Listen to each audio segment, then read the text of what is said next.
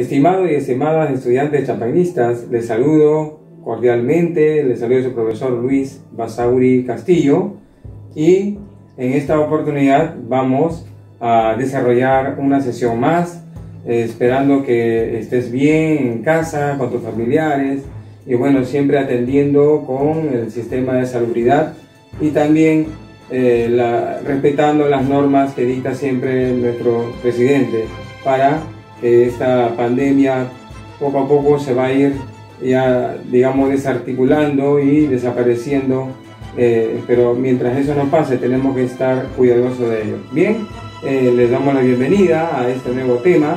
La vez pasada estuvimos hablando en la sesión anterior acerca de la civilización griega, que fue una importante civilización y un buen aporte que nos dieron también a todos nosotros. En esta oportunidad vamos a hablar hoy de una sesión importante que se denomina la civilización romana. ¿Quién fue más que quién? Lo vamos a ver después al final de la clase. ¿Quién dio más aportes? ¿O los griegos o los romanos? Vamos a comenzar. Roma tiene también muchas historias, muchos mitos, muchas leyendas, ¿no? Pero queremos ver cómo es que surgió la antigua Roma. Roma surgió de los asentamientos de tribus. ¿Qué tribus? Fueron tres las más importantes: los latinos, los sabinos y los etruscos, que fueron, digamos, las primeras tribus que se asentaron en esta parte de la Italia de hoy, entre el río Tíber y también cerca al mar Tirreno. ¿Y qué había ahí? Había un buen intenso tráfico comercial, que fue lo más importante. Muy bien, vamos a observar también en este mapa la ubicación geográfica de la civilización romana. Se dividió la civilización romana en tres regiones. El primero, el continental, arriba hacia el norte, cerca al río Po, está la llamada Galia, y cerca de Galia, ahí están los galos, que les pertenece pues hoy en día en la actualidad a los franceses, por eso le llaman galos, por el pueblo nativo de Galia, que antes estaba en el norte, cerca al río Po. En ese valle se asentó este pueblo nativo de Galia. También tenemos otra región, que es la región peninsular, y la región peninsular viene a ser toda la parte esta de la bota de Italia, como si estuviera pateando una pelotita, ¿no? Entonces esta que parece una bota es, digamos, la región peninsular. ¿Qué es una península? Una península es una porción de tierra que ingresa al mar, tal como lo podemos observar. Ahora, en la tercera región, ¿cuál fue? Fue la región insular. ¿Qué cosa es insular? Son de las islas. Y acá tenemos tres islas principales: la isla de Córcega, la isla de Cerdeña y la isla Sicilia, que son las tres islas principales de esta región de la civilización griega. Vamos a continuar. Sabemos que la civilización romana surgió en el año 753 a.C. Nació como una comunidad pequeña cerca del paso comercial del río Tíber, de la actual Italia. Roma se convirtió en una de las potencias imperiales más exitosas de la historia y abarcó su extensión geográfica por muchas partes de Asia y también del Medio Oriente. El gobierno romano se caracterizó por un fuerte espíritu militar, lo que justifica su incesante actividad bélica. Sin embargo, logró convertirse en potencia por su capacidad estratégica para establecer también alianzas. Pero, ¿qué hay detrás de Roma? Detrás de Roma también existe una hermosa leyenda, un mito acerca de la fundación de Roma. Según cuenta la leyenda de Roma, se fue fundada por los gemelos Rómulo y Remo en el año 753 a.C., quienes fueron abandonados por su padre en una cesta en el río Tíber.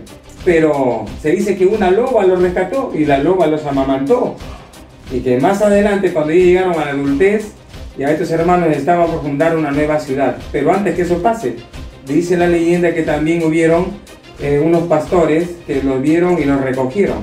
Pero ¿cómo es la historia verdadera? Se dice que al final pelearon entre los dos, Rómulo mató a Remo y se convirtió en el primer rey de la región y lo bautizó como Roma en honor a su nombre. Pero vamos detallando un poquito más acerca de esta leyenda. El padre de Rómulo y Remo se llamó Amulio, que era un rey. Entonces, él, temeroso de que en el futuro estos dos hijos iban a ser sus rivales, ordenó su asesinato. El padre, ¿cómo se llamó? Amulio.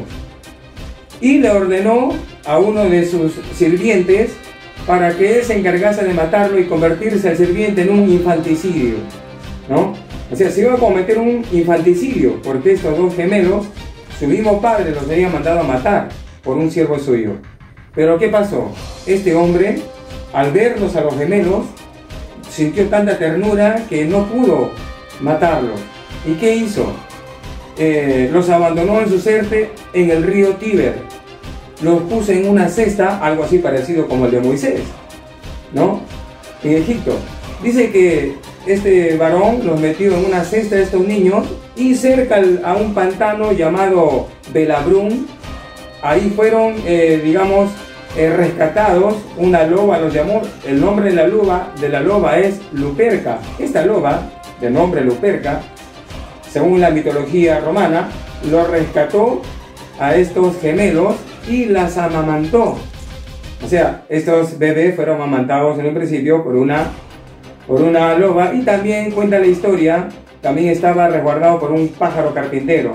La loba y el pájaro carpintero son animales sagrados de un dios romano, el dios llamado Marte, tanto la loba como el pájaro carpintero, que figuran también en esta mitología. Poco después los encontró un pastor llamado Faustulo. Este pastor encontró a estos bebés y entonces decidió criarlos en secreto a estos dos niños, en las cuales una vez que crecieron se les reveló la verdadera verdad. ¿Cuál verdad? Que su padre quería matarlos a ellos desde bebés y que su abuelo también lo había encerrado, ¿no? Y quitándole pues todo derecho para que pueda gobernar. Su abuelo también estaba encarcelado. Entonces, ¿qué hicieron ellos? Una vez que se fue revelada la identidad y la historia, estos, Rómulo y Remo, decidieron tomar justicia y mataron a su padre Amulio y liberaron de su encierro a su abuelo, que fue repuesto en su trono. Entonces podemos ver nosotros de que en esta parte de la mitología, más adelante, Rómulo y Remo, al disputarse las tierras, no estaban de acuerdo y se someten ellos a pelearse, y en esa pelea Remo sale herido y Remo insiste y al final cayó malherido y murió. Entonces muere Remo y Rómulo ya se queda como único, fundador de Roma. ¿Por qué se llama Roma? En honor a su nombre, Rómulo. Ahora, el proceso histórico de la civilización romana se da en tres etapas: la etapa monárquica, la etapa republicana y la etapa imperial. La etapa monárquica fue un periodo de gran influencia etrusca. Recuerden de los etruscos, que fue una tribu inicial, ¿no? Que también estuvo en estas tierras itálicas, del cual surgió un nuevo estado. Rómulo fue el primer rey y Tarquino el soberbio fue el último en esta etapa de la monarquía. Entonces fue un sistema político que dio paso más adelante a la monarquía y de luego a la república. Entonces en la monarquía tenemos que ver que hay dos personajes, dos gobernantes, el primero y el último. ¿Quién fue el primero? Rómulo. Y el último, Tarquino, llamado el soberbio. Eso pasó en la monarquía y después va a pasar, como le dije, a la república. La república también comenzó la expansión acompañada de un periodo de grandes luchas y conquistas, como las guerras púnicas que tuvieron lugar en Roma y en Cartago entre los años 264 a.C. y 146 a.C. ¿Y qué pasó allí?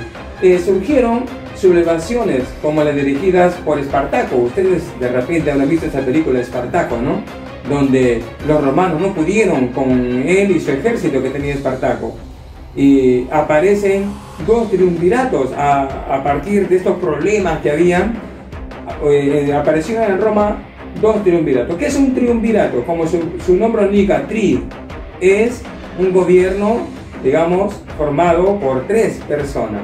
Entonces, el primer triunvirato, en la etapa de la República que estamos hablando, fueron formadas por Pompeyo, Julio César y también Craso. Y en el segundo triunvirato estaba formado por Marco Antonio, también estaba Octavio y también estaba Lépido. Entonces, estos formaron el triunvirato. No tuvo muchas, digamos, ventajas para ellos, hubo muchas desventajas, pero al final tuvieron que se implantó más adelante el imperio. Y Augusto, en la etapa imperial, Augusto fue el primer emperador de Roma, que gobernó y se autoproclamó cada año de su mandato. Él mismo se proclamaba como emperador. Fue el primero, Augusto, de Roma. Él logró establecer cierta paz interna dentro de su gobierno, pero padeció constantes enfrentamientos fronterizos. Sin embargo, logró expandir el imperio hacia las regiones vecinas. Tras su muerte, en el año 14 ya después de Cristo, el Senado le otorgó el reconocimiento de divinidad llamado apoteosis, o sea, era ya de carácter divino para los romanos, y fue sucedido por Tiberio, que fue su hijastro. El último emperador fue Rómulo Augustulo, quien fue derrotado por los bárbaros, y eso ya fue en la etapa de la decadencia, ¿no? Vamos ahora a hablar acerca de la organización social. Nosotros podemos ver en esta imagen, en esta pirámide, podemos ver acá a cuatro sectores sociales: los patricios, los plebeyos, los clientes y también los esclavos. ¿Quiénes eran los patricios? Los patricios formaban, dice, la gran aristocracia, o sea, la clase alta de los poderosos. Eran los únicos ciudadanos con todos sus derechos y con todos sus privilegios. ¿Quiénes? Los patricios. También estaban los plebeyos. ¿Quiénes eran los plebeyos? Era una clase social más numerosa, pero no eran ciudadanos, sino que eran libres, pero no podían poseer otros derechos. Se llamaban los plebeyos. Hay una canción que se llama El Plebeyo, que se canta, ¿no? Es una canción criolla que se llama El Plebeyo, que tiene que ver mucho, ¿no?, con esta población, como la clase baja, algo así. Pero estamos en Roma, y en Roma nos vamos ahora con los clientes. ¿Quiénes eran los clientes? Eran hombres libres, pero no eran ciudadanos pobres. O sea, los clientes ya habían adquirido su libertad. Y en el último eslabón están los esclavos. ¿Quiénes lo constituían? ¿Quiénes? Los prisioneros de guerra. Pero ojo, estos prisioneros de guerra podían ser libertos, y al ser libertos podían convertirse en clientes. Muy bien, así como en Grecia también hubo un personaje que se caracterizó como el siglo de Pericles en Grecia, en Roma también tenemos a otro personaje que se le llamó también durante la etapa de su gobierno el siglo de Augusto, que fue desde el año 31 a.C. hasta el año 14 después de Cristo. Augustulo hizo una restauración de la república. También dio gran apoyo al ejército, y se ordenó también la Pax Romana, Pax con X.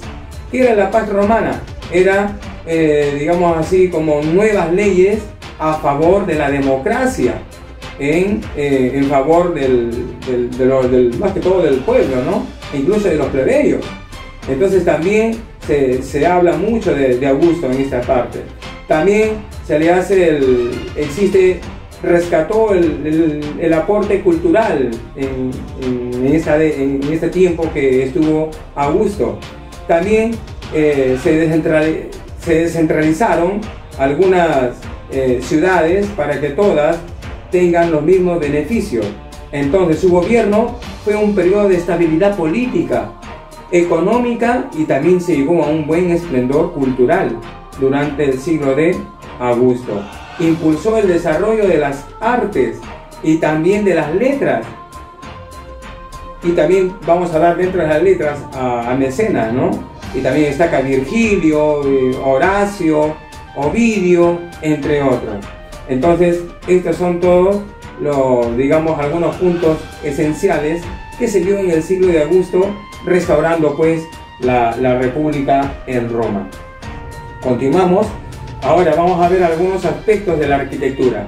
De hecho, que cuando hablamos de la arquitectura, todos van a pensar en el Coliseo romano. Y este Coliseo romano es exquisito en su cultura por su gran trascendencia histórica. Ustedes han visto muchas películas donde se dan ahí los combates, donde se dan ahí pues pero era a muerte, ¿no? Esas luchas eran a muerte. Entonces vamos a hablar de la arquitectura de alguno de ellos. Había el Foro Romano. ¿Qué era el Foro Romano? El foro era la zona en la que se desarrollaba la vida pública y algunos también religiosa, la parte religiosa en la antigua Roma. El foro es un punto, junto con el Coliseo, son las mayores muestras de grandeza del Imperio Romano. Entonces, lo que podemos ver en la actualidad son los restos que quedan de ellos, más el Panteón, que también era un templo circular donde también se dedicaban ahí a adorar, y el Coliseo, que como habíamos dicho era el sitio donde había la lucha de gladiadores, donde se reunía ahí el gran César, el emperador, ¿no? y el pueblo daba vivas y apostaban a todo lo demás, pero el punto final es que tenía que uno morir, ¿no? Siempre el perdedor tenía que morir. Ese era digamos, el punto principal o la pena capital en estas luchas. El Capitolio, que también es parte de la arquitectura romana, fue el principal centro religioso con santuarios de Júpiter, de Juno y también de Minerva. Vamos a ver más adelante acerca de estos dioses. En cuanto a las letras, también sobresale una obra llamada Historia de Roma. ¿Quién la escribió? Tito Livio. También está la obra La Eneida. ¿Quién la escribió? Virgilio. El arte de amar es una obra que la escribió también Ovidio.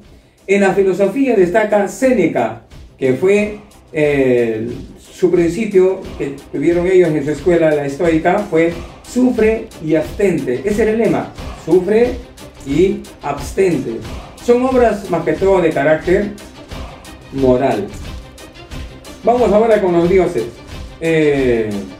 Si en Roma el dios fue Zeus, en Grecia al dios que hizo el universo y al hombre y a todo lo demás se le llama en Grecia Júpiter. Es el dios de los dioses.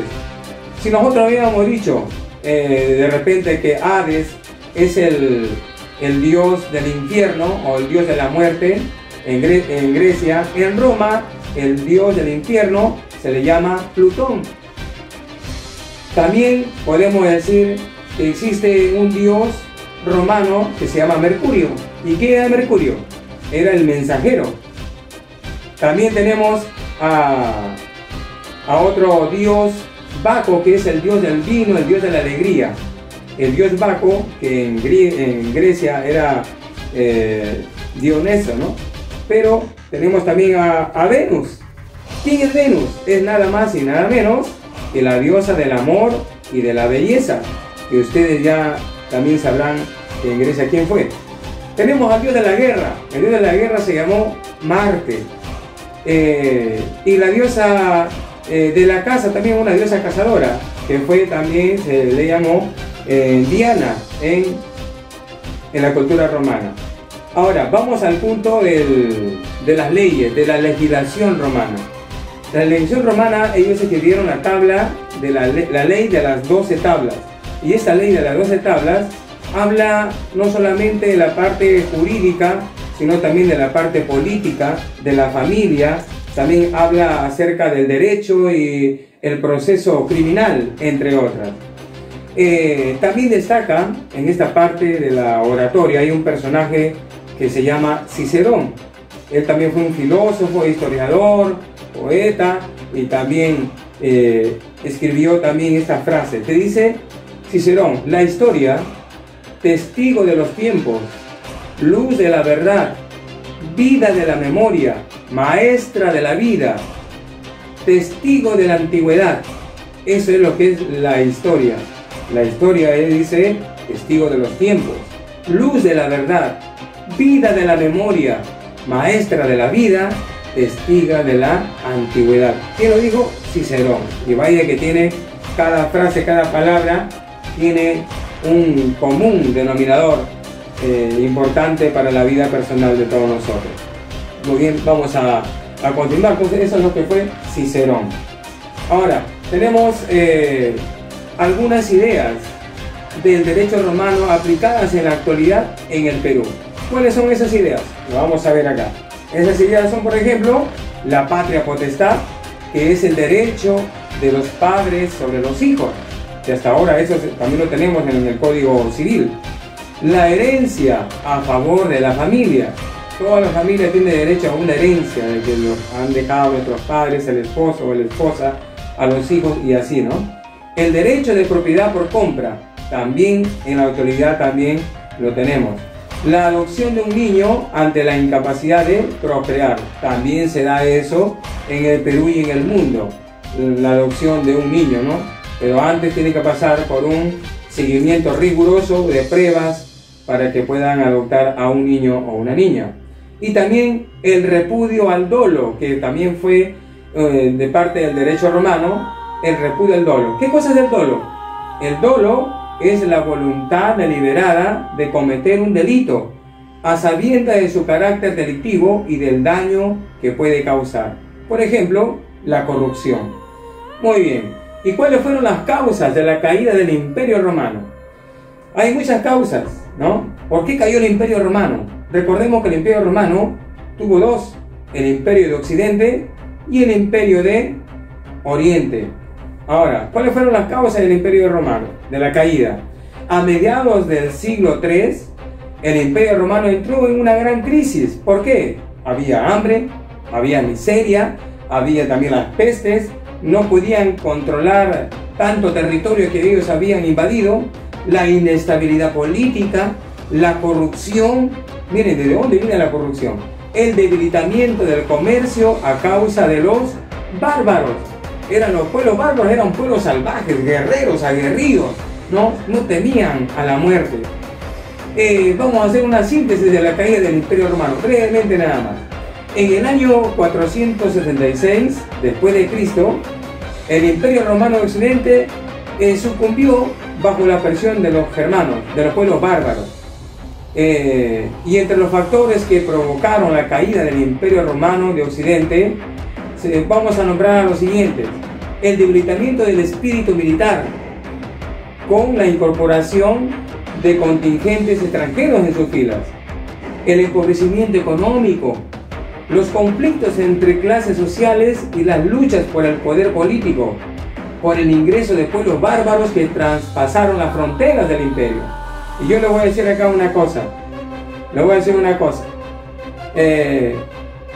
los pueblos bárbaros, hubieron un pueblo bárbaro que se llamaron los hunos, que era un pueblo que venía desde el Asia.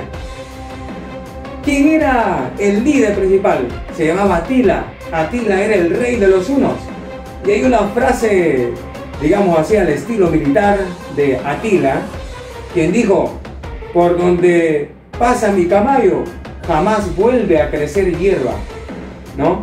Sabemos que eso es un mito, esa palabra, ¿no?